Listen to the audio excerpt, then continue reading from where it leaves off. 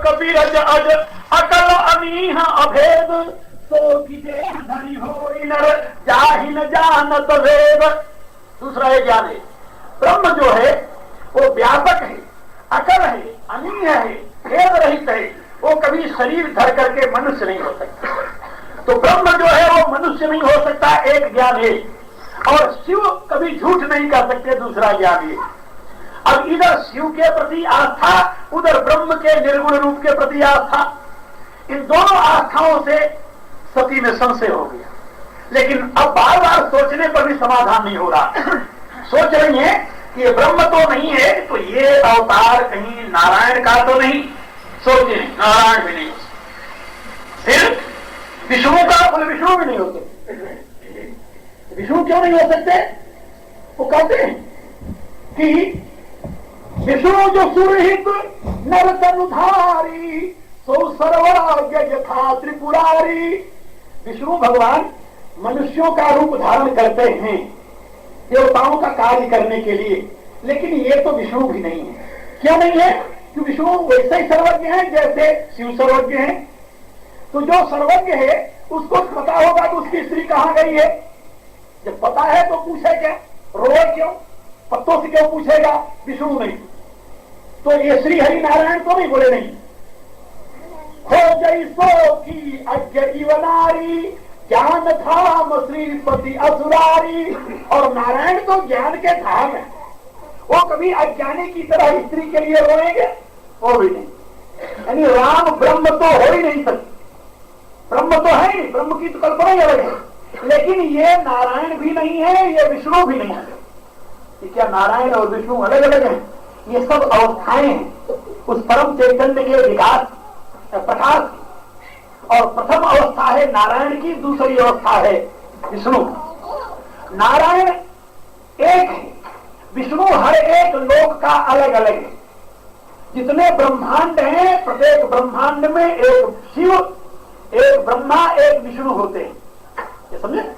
प्रत्येक ब्रह्मांड में एक ब्रह्मा, एक विष्णु, एक शिव होते हैं। रुद्र में कहते हैं प्रत्येक ब्रह्मांड में। ऐसे कितने ब्रह्मांड हैं जिसकी गणना नहीं है। जितने ब्रह्मांड हैं उतने ब्रह्मा विष्णु महेश हैं, त्रिदेव। और इन समस्त त्रिदेवों का जो आदि कारण है उसको नारायण कहते हैं। नारायण एक, और उस नारायण का जो मूल तत्व है जिससे नारायण प्रकट होता है वो ब्रह्म है। उस ब्रह्म को, जो पर ब्रह्म परमात्मा है, उस ब्रह्म को परम शिव, उसी ब्रह्म को परम नारायण, परम विष्णु आदि नामों से अलग अलग पुकारते हैं। परम शक्ति जो साक्षात है वो उस परम तत्व को पराशक्ति कहते हैं। जो शैव है उसको परम शिव कहते हैं। जो वैष्णव है उसको महाविष्णु, परम विष्णु कहते हैं। वही एक तत्व है, वो सब कुछ है। नारायण भी है, विष्णु भी है, शिव भी है, शक्ति भी है, सब कुछ है ब्रह्म। और वैसे वो कुछ नहीं है। जो कुछ नहीं है वही सब कुछ है। ये दर्शन का विषय है, फिर कभी समझाएंगे आप लोगों को। तो यहां पर सती कह रही है ब्रह्म का तो होना प्रश्न ही नहीं पैदा होता। लेकिन नारायण भी नहीं है, विष्णु भी नहीं है, ये तो कोई सामान्य राजकुमार है। अच्छा, शिव किसकी आराधना करते हैं? नारायण की, विष्णु की नहीं। शिव तो ब्रह्म की आराधना करते हैं।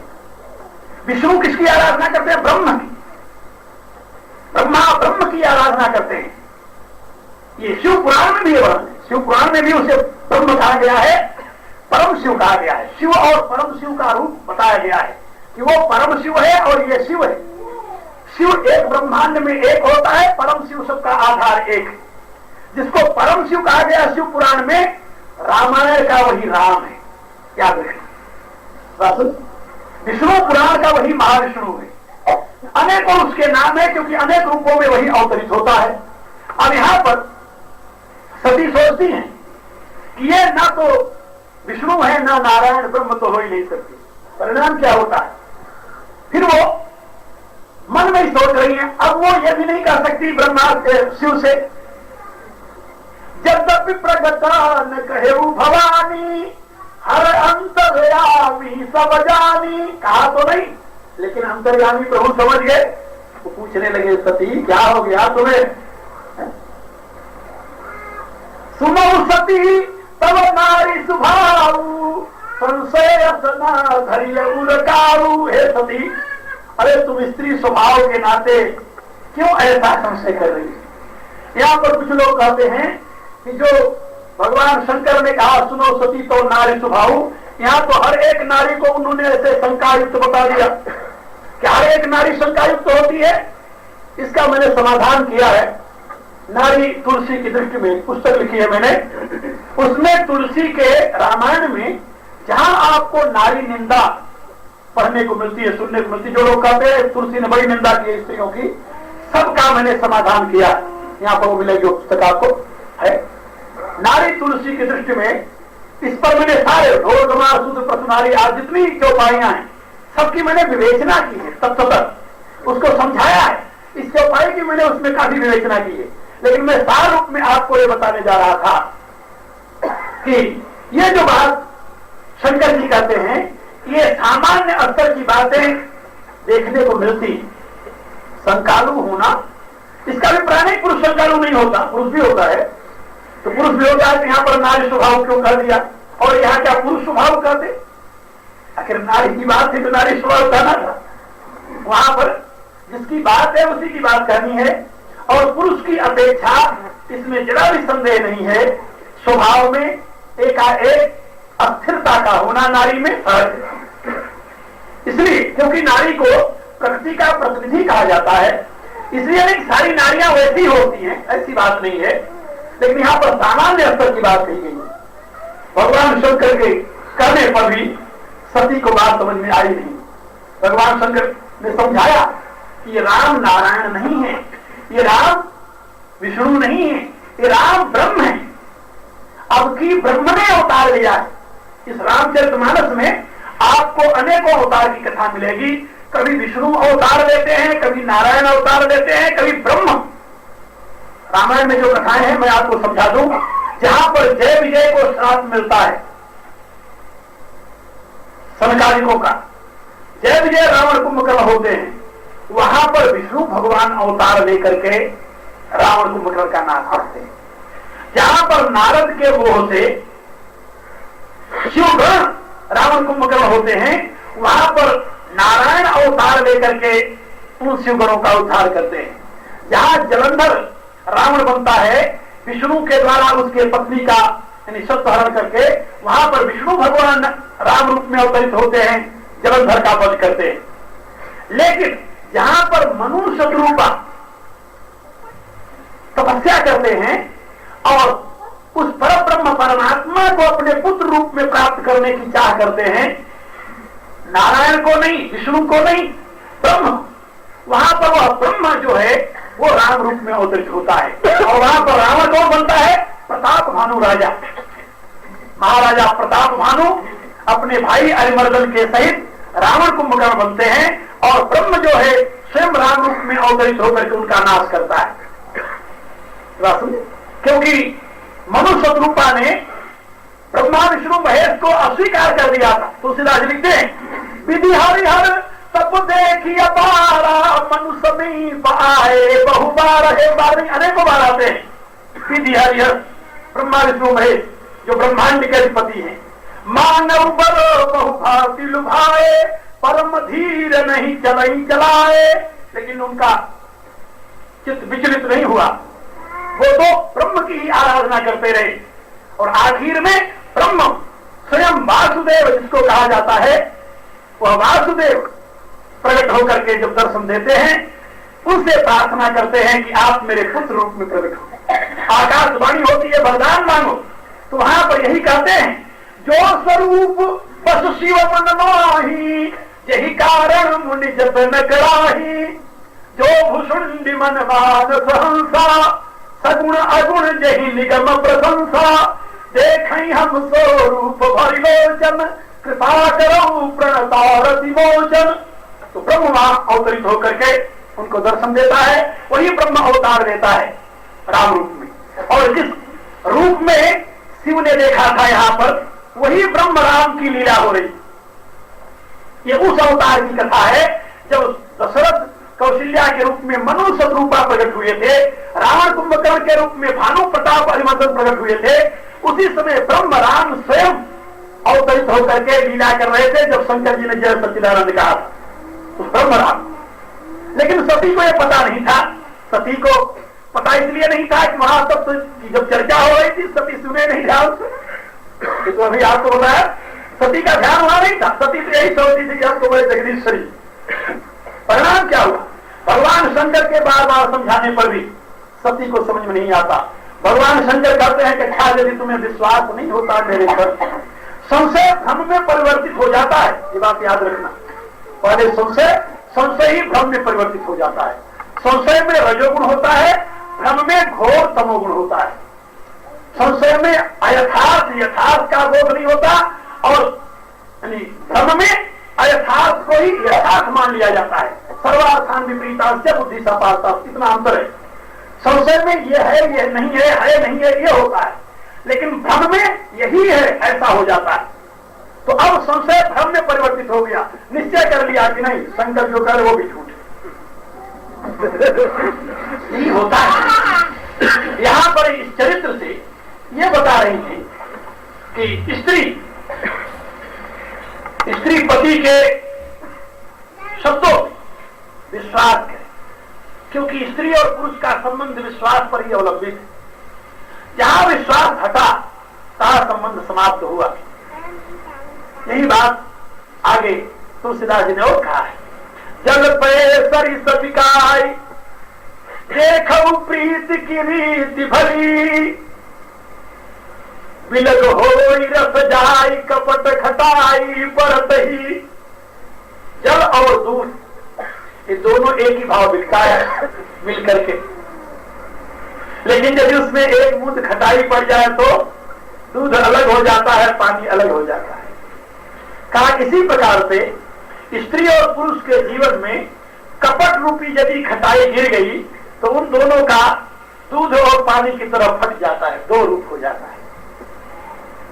इसलिए भगवान शंकर के समझाने पर जब सती के अंदर बात नहीं बैठी तो भगवान शंकर ने मुस्कुराते हुए बात कही। क्या कही भाई? जो तुम्हारे मन अति संदेह तो किन जाई परीक्षा ले। यदि तुम्हें संदेह है तुम जाकर परीक्षा ले लो। बात समझ में आ गई? ठीक है मैं परीक्षा ले लेती हूं।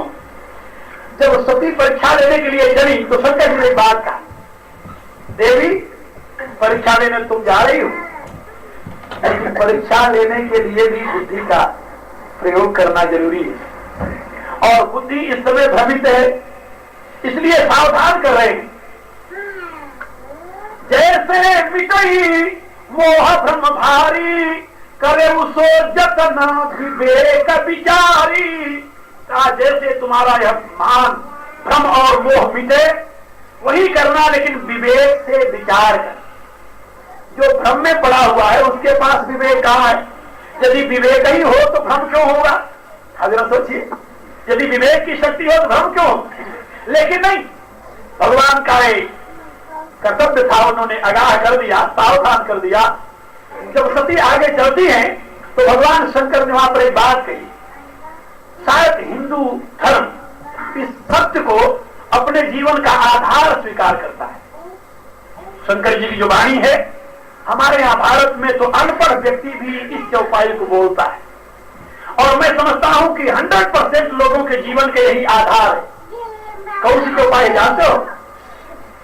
होई हई सोई जो राम रचि राखा को करी दर को बढ़ावई शाखा। किसी से पूछो सब यही कर देते हैं, होई हई सोई जो राम रचि राखा। जानते हो कब कहा शंकर जी ने?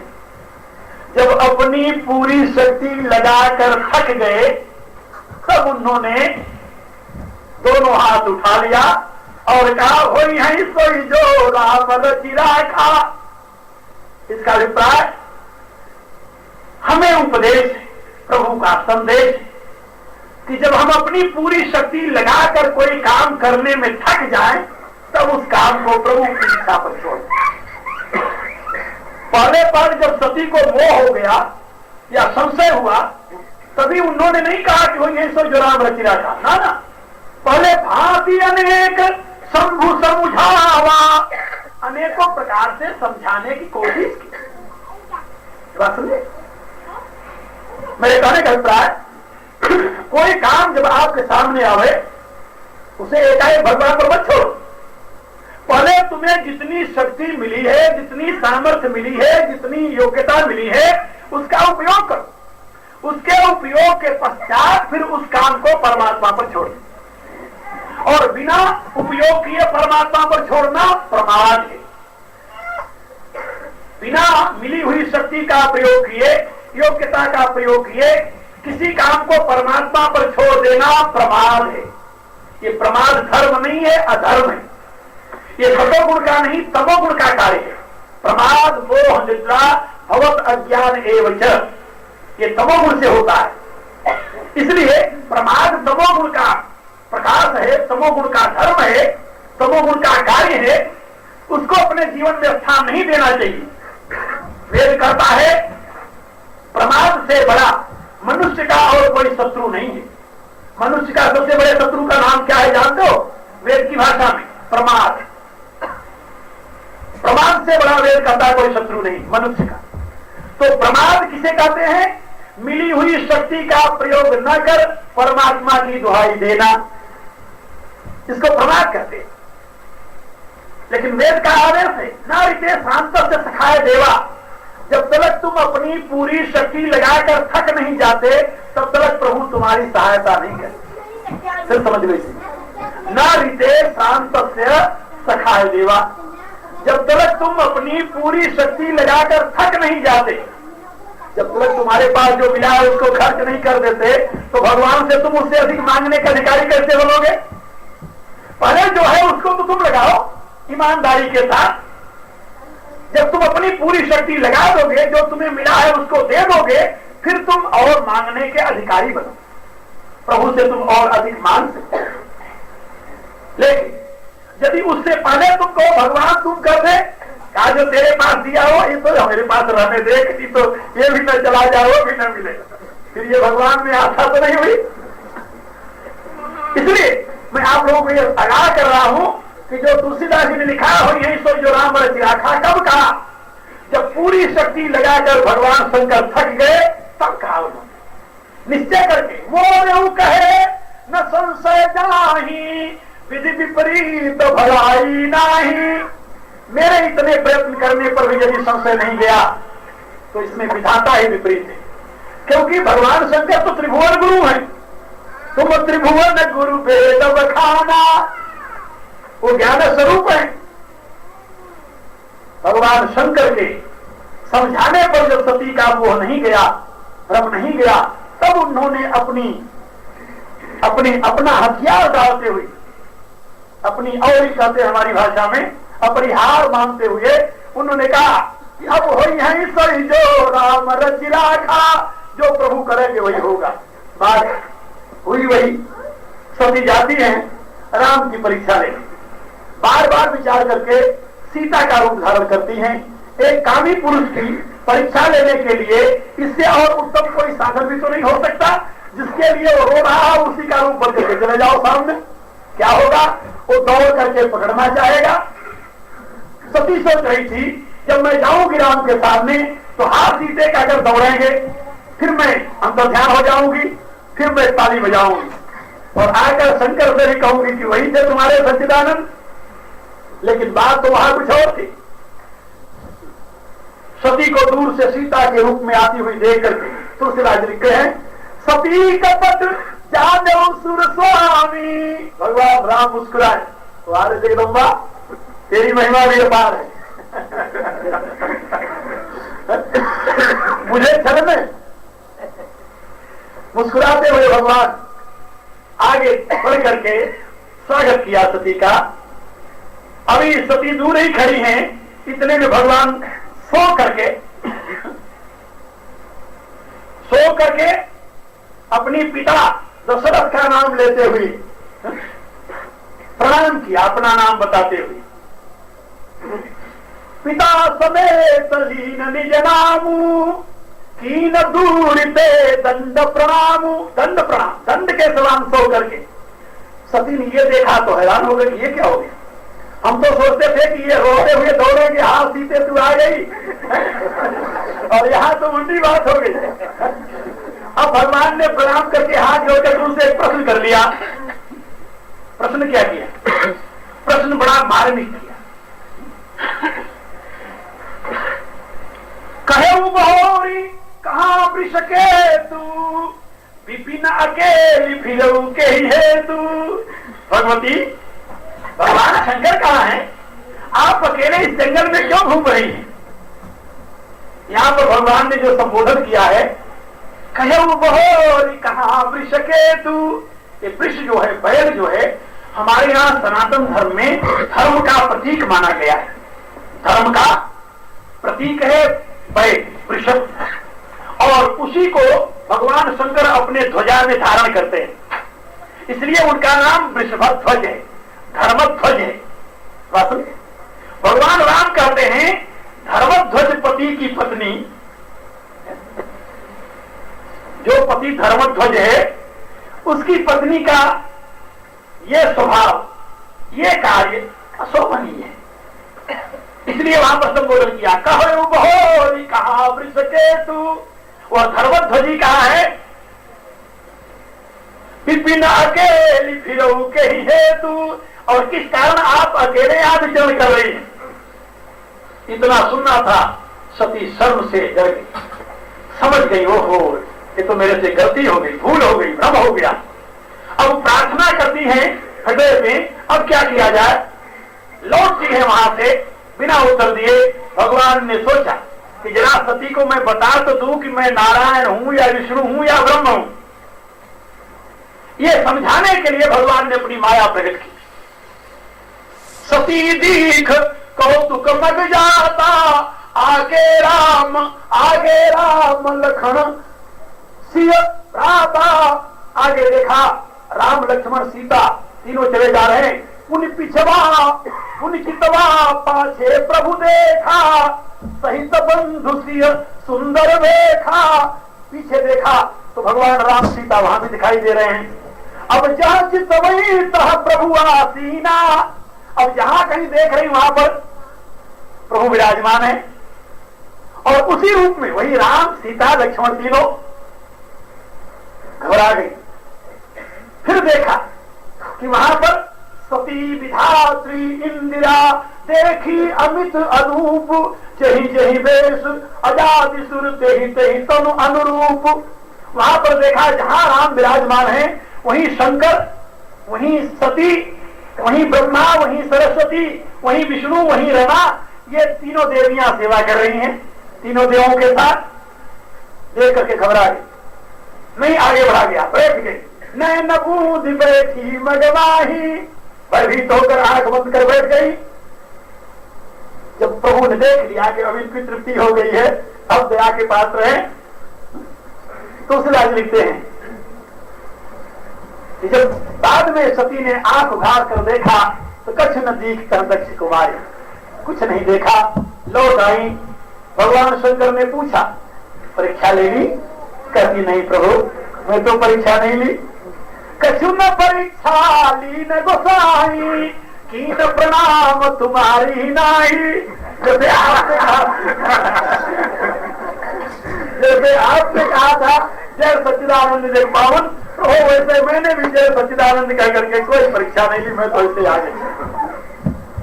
सब शंकर देखे उधर ध्याना, सती जो की न चरित सब जाना।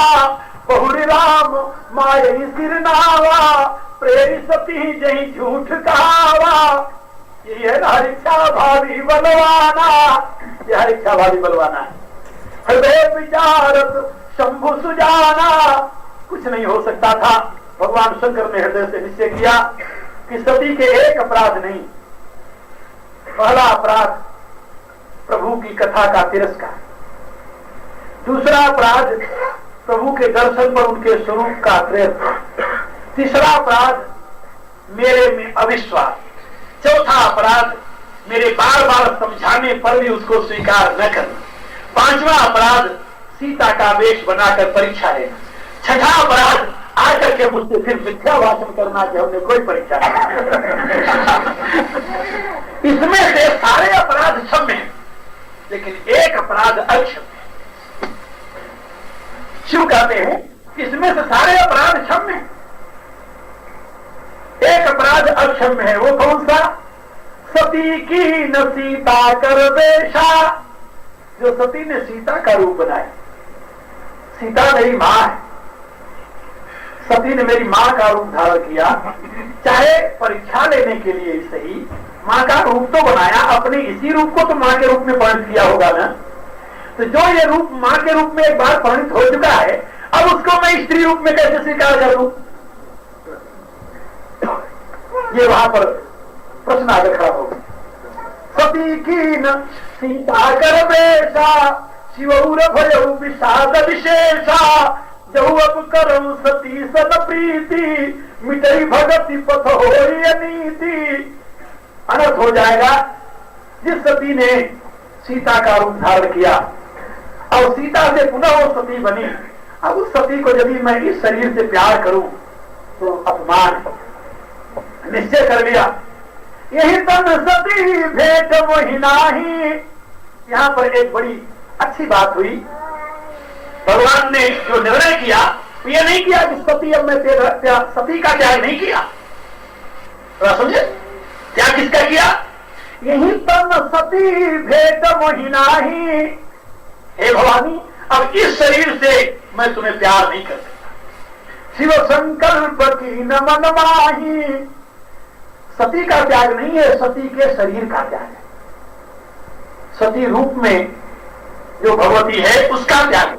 सती का त्याग कर देते फिर तो अनर्थ हो जाता, लेकिन ऐसा नहीं। जिस शरीर से, क्योंकि भगवान शंकर जानते हैं परम पुनीत न जाई सजी किए प्रेम बड़ पाप। अंतर से तो पवित्र है, क्योंकि सती के हृदय में कोई राम के प्रति प्रेम तो उमड़ा नहीं। ये तो राम की परीक्षा लेने मात्र के लिए उन्होंने सीता का रूप बनाया था ना, कोई दूसरी भावना से तो नहीं, कोई दूसरी भावना नहीं थी, केवल अपने भ्रम को दूर करना था। लेकिन भगवान शंकर के ये कहने पर कि तुम विवेक से विचार करके परीक्षा लेना, यहां पर विवेक का प्रयोग नहीं किया। और विवेक का प्रयोग न करने के नाते, बुद्धि का प्रयोग न करने के नाते वह बुद्धि स्वरूपा स्वयं सती भगवान शिव के द्वारा त्याग दी। बात समझे?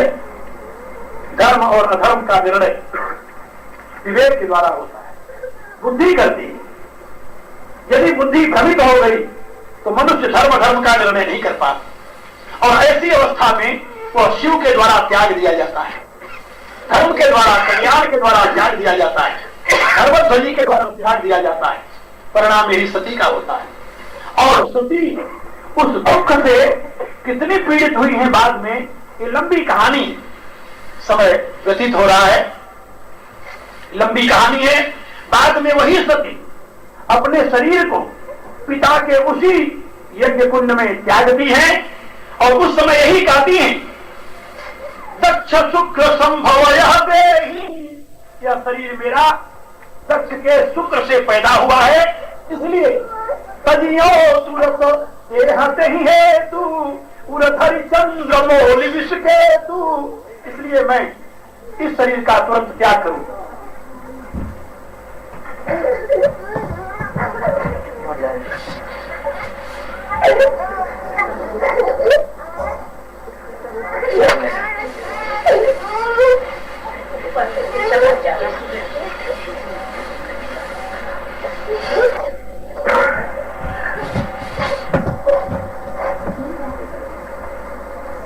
ऐसा जो सती का कथन है, और इस भावना से सती का जो शरीर त्याग है, उससे आप लोग समझ गए होंगे कि बुद्धि की तरफ से जरा सा भी प्रमाद करने पर, जरा सा प्रमाद सर्वनाश का कारण बन गया। गीता का एक सिद्धांत है, संशय आत्मा विनश्यति, और वो संशय का उदय सती के हृदय में हुआ, अंत में उस शरीर का नाश हुआ, उससे पहले शांति नहीं मिली। दूसरे शरीर में, दूसरे जीवन में, दूसरे जन्म में वही सती उमा के रूप में, पार्वती के रूप में जन्म लेती हैं, और पार्वती के रूप में अवतरित होने पर वे सर्वप्रथम अपने आप को शुद्ध करती है। ये उन्हें पता था कि पिता के संस्कारों ने ही हमारे में दोष उत्पन्न किया था। अहंकारी दक्ष की पुत्री होने के नाते ही उस अहंकार ने उनके यथार्थ ज्ञान को आवृत किया था। इसलिए अब जो शरीर मिला है उस शरीर के द्वारा घोर तप करके उसके दोष का मार्जन करना है। इसलिए पार्वती को आकाशवाणी होती,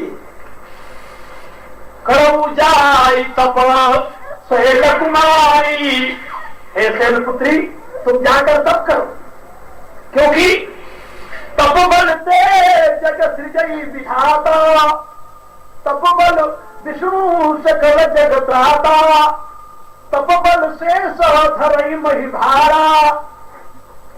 इसलिए तप आधार तब सृष्टि भवानी, करिए जाई तप असजिय जानी। तुम जाकर तपस्या करो, तपस्या के द्वारा ही तुम्हारा शुद्धिकरण होगा। और उस घोर तपस्या का परिणाम होता है भगवान शंकर उन्हें पुनः अपनाते और पुनः वो जगत जननी जगदम्बा के पद पर प्रतिष्ठित होती है शुद्ध होकर। इसलिए मैं आप लोगों से केवल इतना बताना था मुझे कि इस उमा चरित्र में, सती चरित्र और पार्वती चरित्र में हमें ये पता चलता है कि तप के अभाव में यदि वह दैवी शक्ति भी संसार में प्रकट हो जाए तभी उसमें दोष कुछ मात्रा में आ ही जाता है। मैंने उस अपने पुस्तक में एक संकेत किया है, काजल की कोठरी में कैसहू सयानो जाए, काजल की एक लीक लागी है पै लागी है। क्या समझे? काजल की कोठरी में कैसे सयान हो जाए, बड़ा चतुर आदमी चला जाए काजल की कोठरी में, तभी काजल की एक लीक लागी है पै लागी है, उसको भी कहीं न कहीं काली छूट जाएगा। इसलिए मेरे दोस्तों, इस संसार में हम आए, धर्म का प्रयोजन केवल इतना ही है कि आप विवेक के प्रकाश में अपनी शुद्धि करें। धर्म जो है तपोमय है और उसमें यम और नियम ये दोनों मूल आधार है। बिना यम और नियम के कोई व्यक्ति तपस्वी नहीं बन सकता। यम और नियम अहिंसा, सत्य, अस्तेय, ब्रह्मचर्य, अपरिग्रह, यम, शौच, संतोष, तप, स्वाध्याय, ईश्वर प्रणिधान, नियम, ये यम और नियम इनकी व्याख्या बड़ी बृहद है। मैंने एक पुस्तक में इनकी व्याख्या की है, जीवन विज्ञान नाम की। उसमें बताया है अहिंसा क्या है, सत्य क्या है, अस्तेय क्या है। इनका विवेचन आप समझिए और इसको समझ करके यदि आप अपने जीवन को तदनुसार बनाते हैं, तपोमय बनाते हैं, तो तप के द्वारा आपकी शुद्धि हो जाएगी और शुद्धि से आपकी बुद्धि पवित्र होगी। पवित्र बुद्धि से आपको विवेक मिलेगा। उसी विवेक का प्रयोग करके आप धर्मात्मा बनेंगे। ये बात समझे? कल मैंने बताया था कि जिसकी बुद्धि शुद्ध नहीं हुई वो महान तपस्वी हुए, फिर भी वो राक्षस बने। तपस्या रावण ने कम नहीं की थी, तपस्या हिरण्याकशिप ने कम नहीं की थी, तपस्या जरासंध ने कम नहीं की थी, बाणासुर ने कम तपस्या नहीं की थी। ये सब बड़े तपस्वी थे, लेकिन इनकी बुद्धि अशुद्ध थी। अशुद्ध बुद्धि के नाते ये राक्षस हुई। आप शुद्ध बुद्धि से जब तपस्या करेंगे, निष्काम भाव से तपस्या करेंगे और केवल एक परमेश्वर को लक्ष्य रखकर तपस्या करेंगे, तो आपकी बुद्धि शुद्ध होगी और शुद्ध बुद्धि के द्वारा आप धर्म का रास्ता अपनाएंगे। फिर आप अभी तो जीव आत्मा हैं, फिर आप धर्मात्मा बनेंगे, धर्मात्मा के बाद महात्मा बनेंगे, महात्मा के बाद फिर विश्वात्मा बनेंगे और शरीर छोड़ने के बाद फिर परमात्मा बनेंगे। ये विकास का जो क्रम है, यहाँ मनुष्यता से आगे बढ़ेंगे। इसलिए मैंने बताया था कि मनुष्य शरीर में ही जीते जी परमात्मा का आप में प्रकाश होगा, अवतरण होगा। इसीलिए शास्त्र ने कहा है, नहीं मानुषा श्रेष्ठ तरम ही किंचित, मनुष्य से श्रेष्ठ और कुछ नहीं है। क्यों नहीं है? कि मनुष्य शरीर में 24 तत्व है, इसी में बुद्धि का प्रकाश है और बुद्धि का प्रयोग करके आप जीवात्मा से धर्मात्मा, महात्मा, विश्वात्मा नहीं परमात्मा भी बन सकते हैं। जब पूर्ण शक्ति का अवतरण होता है तो आप जीते जी परमात्मा के अवतार कहे जाएंगे और इस शरीर के छोड़ने पर आप परमात्मा स्वरूप हो जाएंगे। इसमें जरा भी संदेह नहीं। यही धर्म का प्रयोजन है। धर्म विकास की पहली सीढ़ी है। ये बात याद रखना। इसकी व्याख्या मैं कल आप लोगों को समझाऊंगा कि धर्म विकास की पहली सीढ़ी कैसे। लेकिन आज जितनी बातें मैंने आपको समझाई है, शिव पुराण का सती चरित्र और उमा चरित्र यानी पार्वती चरित्र, इन दोनों चरित्रों का सार मैंने आपको समझा दिया। सती चरित्र में तपस्या के अभाव से वह मन शुद्ध नहीं हुआ था, इसलिए अहंकारवश सती ने अपने आप को उस अवस्था में लाकर खड़ा कर दिया जो कि किसी भी नारी के लिए आदर्श नहीं कही जा सकती। लेकिन वही सती जब पार्वती रूप में अवतरित होती है तो तब के द्वारा अपने को निर्मल बनाकर वह अपने आप को वहां प्रतिष्ठित करती है जहां से आज दुनिया भर की नारियां गिरिजा को, गौरी को अपनी आदर्श मानती हैं। वह विश्व के लिए आदर्श है, विश्व की वंदिता है। बिना गौरी पूजन के कोई भी नारी पतिव्रत का पालन करने में असमर्थ हो सकती है। इसलिए मैं आप लोगों को बताया इसमें मूल कारण क्या है? शुद्धि, शोधन, जो तप से होता है और तप वो निष्ठापूर्ण हो। निष्ठा किसमें हो? शिव में हो, भगवान में हो। राक्षसों ने तप किया फल पाने के लिए, अमर होने के लिए, त्रैलोक विजयी होने के लिए। पार्वती ने तप किया शिव को पाने के लिए। इसी रूप से जब आपकी तपस्या एक निष्ठ होगी, शिव निष्ठ होगी, शिव के सिवा जब आपको कुछ नहीं चाहिए, तब आपकी विशुद्ध बुद्धि का प्रकाश होगा, ज्ञान का प्रकाश होगा और फिर आप धर्माधर्म का अनुभव करते हुए जीवन की विकास की दिशा में आगे बढ़ेंगे। यही शाश्वत सनातन धर्म का दिव्य संदेश है और यही संदेश शिव पुराण से प्राप्त होता है। अब आगे कथा कल आप लोगों को सुनाएंगे। आज ही हम अपने विचारों को विश्राम देते हैं। आप लोगों को बहुत बहुत आशीर्वाद और प्रभु से प्रार्थना है कि वह अपनी करुणा से आप सबको धर्म बुद्धि दे, जिससे आप कल्याण के मार्ग पर आगे बढ़ सके। इन शब्दों के साथ मैं अपने विचारों को स्थगित करता हूँ। अब भगवान के नाम का उच्चारण कीजिए मेरे साथ। ओम नमः शिवाय, ओम नमः शिवाय, ओम नमः शिवाय, ओम नमः शिवाय, ओम नमः शिवाय, ओम नमः शिवाय, ओम नमः शिवाय, ओम नमः शिवाय, ओम नमः शिवाय, ओम नमः शिवाय, ओम नमः शिवाय, ओम नमः शिवाय, ओम नमः शिवाय, ओम नमः शिवाय, ओम नमः शिवाय, ओम नमः शिवाय, ओम नमः शिवाय, ओम नमः शिवाय, ओम नमः शिवाय। गणपति महादेव की जय। अब आप लोग उठे, आरती हो।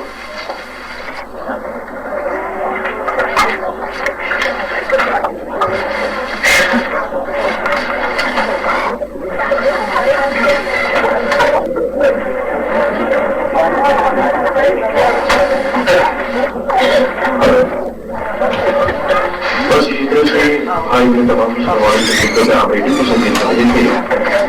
विश्व आत्मा भगवती की जरिए आप ये पूजा सुने थे और अब यही आप सेवा कर रहे हैं जो आप